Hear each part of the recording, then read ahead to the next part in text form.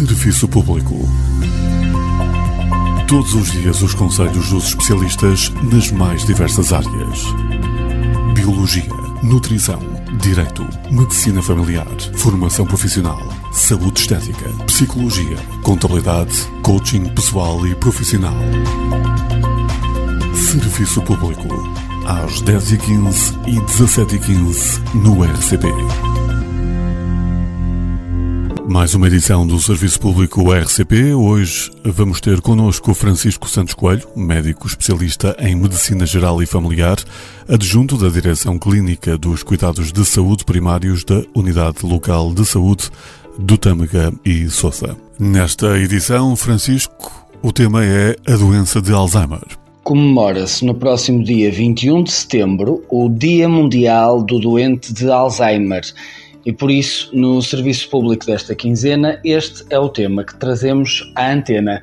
Vamos falar precisamente sobre este que é o tipo de demência atualmente mais comum.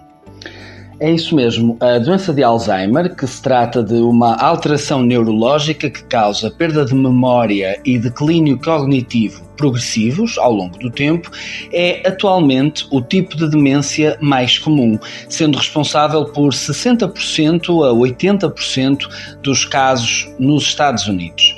Em 2050, espera-se que os números possam mesmo duplicar. Assustador, não é?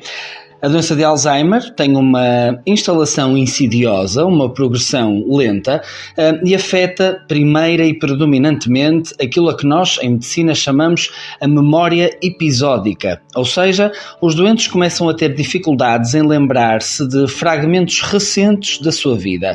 Onde é que colocaram os objetos, recados que lhes foram dados há pouco tempo, o que é que comeu no dia anterior, em que dia do mês está ou outros equiparados. A esta perda de memória vão-se juntando lentamente outros sintomas, também eles algo característicos. Por exemplo, a dificuldade em reconhecer pessoas, um discurso mais pobre e entrecortado à procura das palavras certas para aquilo que quer dizer, uma orientação cada vez mais difícil em espaços para os quais até estaria habituado a deslocar-se ou a mover-se, e com o tempo começam também a surgir as primeiras alterações do comportamento. São frequentes algumas alucinações visuais ou mesmo alguma atividade delirante, por exemplo, a pessoa doente achar que o roubaram ou que o estão a perseguir, e isto pode resultar muitas vezes, sobretudo em fases já mais avançadas da doença, em graus de agitação e agressividade relevantes e que preocupam quem cuida ou convive com estas pessoas. Este conjunto de dificuldades aumenta, como eu lhe dizia, até ser o suficiente para que a pessoa deixe de viver de forma autónoma e para isso passa a ter que ser então ajudada em tarefas que antes realizava de forma natural, sozinha, independente, como por exemplo cozinhar, vestir-se, lavar-se, lidar com eletrodomésticos ou mesmo lidar com dinheiro. Aquilo que muitas vezes em consulta nos perguntam é qual é a causa ou as causas desta doença. Tal como noutros tipos de demência, o Alzheimer trata-se de uma doença neurodegenerativa, ou seja, significa que há perda progressiva ao longo do tempo de células cerebrais e esse tecido cerebral passa a ter cada vez menos células nervosas e por isso, como são cada vez menos, a conexão entre umas e outras, de forma a que a mensagem e a informação circule no nosso cérebro, passa a ser também ela mais dificultada. E por que isto acontece? Na verdade, uma única causa não é conhecida, mas sabe-se que muitos casos provêm de fatores genéticos, ou seja, o facto de existirem antecedentes familiares da doença aumenta a predisposição para que filhos dessas pessoas ou descendentes delas possam herdar esta anormalidade genética que aumenta a predisposição para que também eles desenvolvam a doença. Para além disso, fatores de risco como a hipertensão arterial, a diabetes, o colesterol mau descontrolado ou mesmo os hábitos tabágicos podem aumentar o risco de doença de Alzheimer. E por isso tratar estes fatores de risco, como tantas vezes falamos aqui no serviço público, pode efetivamente reduzir o risco de declínio mental em idade mais avançada e funcionar como uma forma de prevenção do surgimento do Alzheimer. Na doença de Alzheimer, as partes do cérebro que estão degeneradas destroem, então, como falávamos há pouco, algumas das células nervosas, diminuindo a sua capacidade de atuar normalmente e de comunicarem entre si, e isto altera, então, os níveis de neurotransmissores, que são os veículos da mensagem que circula no nosso cérebro, das informações, das memórias que permitem o nosso funcionamento normal. Isto pode acontecer por vários outros motivos, nomeadamente o depósito de substâncias anormais, o aumento de algumas substâncias para além daquilo que seria o normal em circulação no nosso cérebro, ou mesmo um estado inflamatório cerebral que pode contribuir para que esta doença surja e se agrave. O diagnóstico da doença de Alzheimer nem sempre é fácil, sobretudo nas fases iniciais, porque nestas alturas o exame neurológico feito em consulta é tipicamente normal no início da doença e até alguns exames de imagem, como por exemplo a TAC, em indivíduos com alguma idade, podem mostrar apenas uma atrofia da região cerebral, o que na verdade já seria expectável que acontecesse por força da própria evolução da idade. Ainda assim, existem depois, em fases mais avançadas da doença, em exames de imagem, alguns sinais que podem alertar para a presença de doença demencial.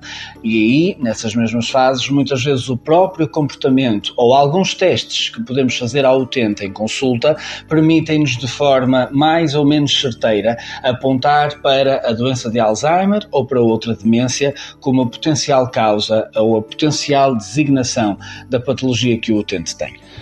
O diagnóstico da doença de Alzheimer nem sempre é fácil, sobretudo nas fases iniciais, porque nestas alturas o exame neurológico feito em consulta é tipicamente normal no início da doença e até alguns exames de imagem, como por exemplo a TAC, em indivíduos com alguma idade, podem mostrar apenas uma atrofia da região cerebral, o que na verdade já seria expectável que acontecesse por força da própria evolução da idade. Ainda assim, existem depois, em fases mais avançadas da doença, em exames de imagem, alguns sinais que podem alertar para a presença de doença demencial. E aí, nessas mesmas fases, muitas vezes o próprio comportamento ou alguns testes que podemos fazer ao utente em consulta permitem-nos de forma mais ou menos certeira apontar para a doença de Alzheimer ou para outra demência como a potencial causa ou a potencial designação da patologia que o utente tem. Em relação ao tratamento, não há atualmente cura conhecida para a doença de Alzheimer, já que a morte das células cerebrais não pode ser revertida, não volta atrás. No entanto, existem intervenções terapêuticas que melhoram a vida dos doentes e facilitam o controle da demência. Já falamos há pouco de algumas, como por exemplo o controle de outras patologias ou fatores de risco que existam nestes utentes. Outra coisa importante é, por exemplo, a terapia ocupacional, que vai mantendo um estímulo ativo do cérebro destas pessoas. Depois, por exemplo, o envolvimento em grupos e serviços de apoio é também fundamental e aproveito este momento para relembrá-lo ou relembrá-la daquele programa que tivemos há uns meses sobre musicoterapia. Lembra-se disso? Vários estudos foram feitos em precisamente doentes com Alzheimer e que mostram que o envolvimento em atividades de musicoterapia melhora a cognição e retarda o agravamento da doença. Portanto, se não teve a oportunidade de ouvir, procure esse programa e elucide-se acerca desta grande vantagem da arte para o serviço da melhoria da saúde dos nossos utentes. E depois, obviamente, a terapêutica medicamentosa. Existem fármacos que podem reduzir os sintomas e ajudar a melhorar a qualidade de vida dos pacientes e, obviamente, não devemos passar ao lado deles em consulta no momento certo. Os cuidados de apoio nas atividades diárias em doentes que se tornam cada vez mais dependentes tornam-se também elas cada vez mais importantes à medida que a pessoa vai perdendo autonomia e é por isso também importante capacitar os cuidadores e as estruturas de apoio para que sejam cada vez mais capazes de ajudar devidamente estes pacientes. Por fim, e não seria Serviço Público de Medicina Geral e Familiar se não abordássemos este tópico, a prevenção. Existem fatores de risco que não podem ser prevenidos, como por exemplo o envelhecimento, a história familiar de Alzheimer ou a genética, tudo coisas de que já falamos. No entanto, existem outros fatores em que podemos intervir e que podem prevenir a doença. E deve já estar a pensar, lá vem ele falar de atividade física regular. É verdade, está provada que ajuda. De alimentação cuidada, está certo, também ajuda. A prevenção e o tratamento da diabetes, da obesidade, ajudam a melhorar ou a retardar o surgimento da doença. Evitar o tabaco e as bebidas alcoólicas, é verdade, venho dizer isso novamente, porque efetivamente existem estudos que demonstram isto de forma clara. Em geral, lá está, uma dieta variada e saudável, atividade física regular e permanecer mental e socialmente ativo reduz mesmo o risco de doença de Alzheimer. E agora que tem uma série de informações importantes sobre esta patologia, cujo Dia Internacional para sensibilizar para esta causa se assinala no próximo dia 21 de setembro, damos por encerrado mais um serviço público sobre medicina geral e familiar. Nós, espero eu, voltamos a encontrar-nos por aqui daqui a 15 dias. Até lá e, como sempre, espero que se encontre de boa saúde. E bom regresso às aulas, ao trabalho, à rotina. Enfim, as férias são boas, mas são sempre poucas.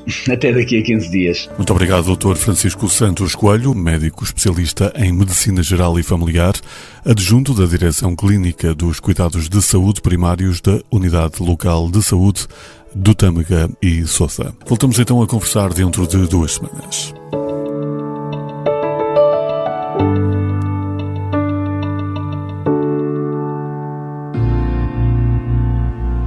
Serviço Público. Todos os dias os conselhos dos especialistas nas mais diversas áreas. Biologia, nutrição, direito, medicina familiar, formação profissional, saúde estética, psicologia, contabilidade, coaching pessoal e profissional.